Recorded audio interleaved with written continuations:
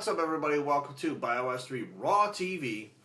Today we're going to talk a little bit about the way one views themselves. Now, what I mean by that, there's anorexia, where you see yourself as constantly always fat. And there's bigorexia, which I have absolutely had my battles with, where no matter what you do, you perceive yourself as always being small. So let's start with the big anorexia, because that's what I have experienced, and I don't have any experience of the anorexia. But, well, actually there's bodybuilder anorexia too, so we'll go through that too. Bigorexia is, no matter how big you get, you think you're still small. So I remember when I was first starting to gain weight and train, I wanted to get to like 200 pounds. And I got to 200 and I still felt small. So I was like, oh man, if I can get to 210, that's where I want to be at. So I got to 210 and I still felt small. I got to 230 and I still felt small. I got to 240, I still felt small. 245, 250, I started to feel somewhat big, but still not big enough. 270 pounds, big, but not big enough. Not small, but just didn't feel big enough. I had a 500-pound bench press at over 270 pounds, and I still perceive myself as not that big. I mean, it's amazing how skewed your view gets when you're reading these magazines and watching these videos on YouTube and realizing, like, wow, I don't weigh 300 pounds, so I'm skinny.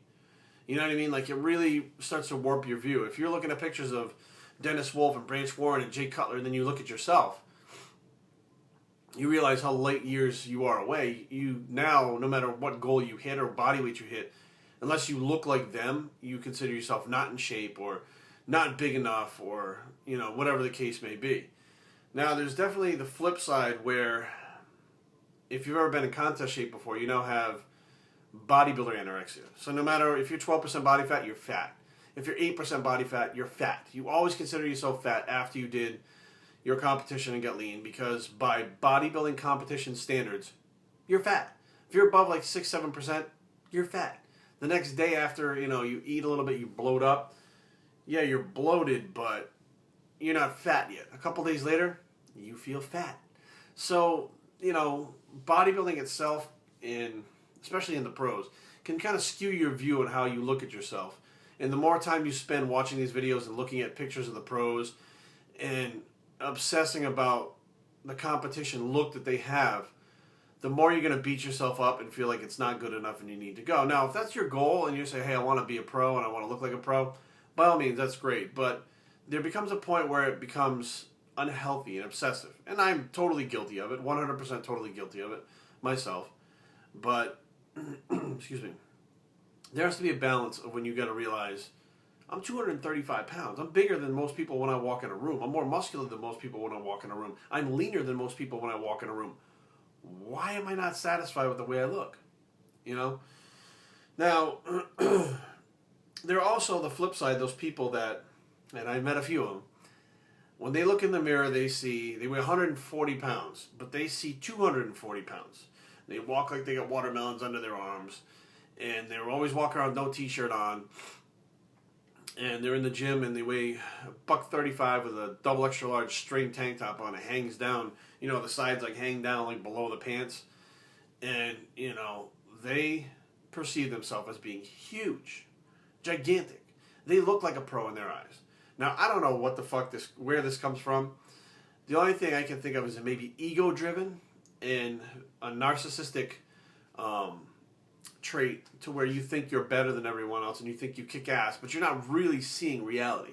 Like, I had that one individual who, I've actually had two in the past couple years that were really, really, really out there that wanted me to train them. And both of them were convinced they were going to be the next Mr. Olympia. Neither one of them had the frame for it. Neither one of them had the muscle mass for it. Neither one of them had the look for it, anything. I mean, they just were not. Could they be bodybuilders? Could they compete? Yes. Are they going to make it on a high level? No. They don't have the bone structure for it. They have small bone structure. So even at the 212, the guys that are in the 212 still had superior bone structure to these guys in general. So, there's always the possibility they could do well in competitions, maybe even go to nationals. But bottom line, these guys were already going to the Olympia, winning the Olympia. That was what they had in their head.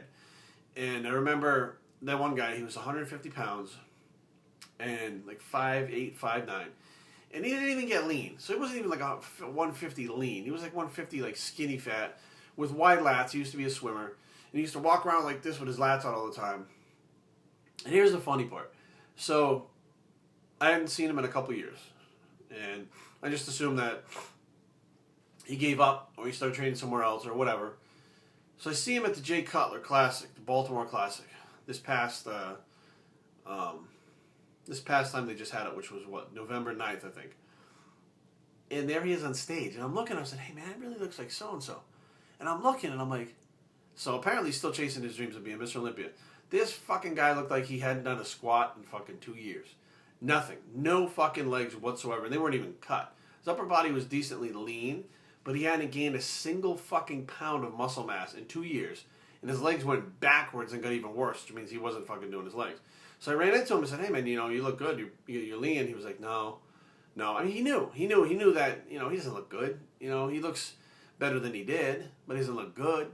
And he definitely sure as fuck isn't Mr. Olympia material. If you can't build your legs in 2 years, or at least maintain them, there's no fucking way you're going to be standing on the Olympia stage, So there's just delusional people on both parts that see themselves as not good enough or see themselves as better than they really are. And I guess, honestly, it's just a genetic trait as to which one you are.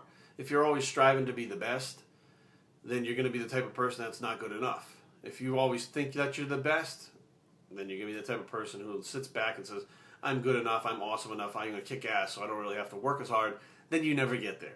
And that just sucks because some of those people do have good genetics, and other people that have shitty genetics would love to have those genetics because they work hard and use everything they could to their advantage to make things work, but you get those ones that are just like, I'm awesome. And they sit back and they don't come out to a hill of beans. So, end of the video. Here comes Brew. So that's my take on bigorexia, bodybuilding anorexia, and the delusional people who think they're actually better than they are. We all fall into one of these categories. So if you think I'm talking about you, yeah, I'm talking about you. But I'm also talking about myself, too.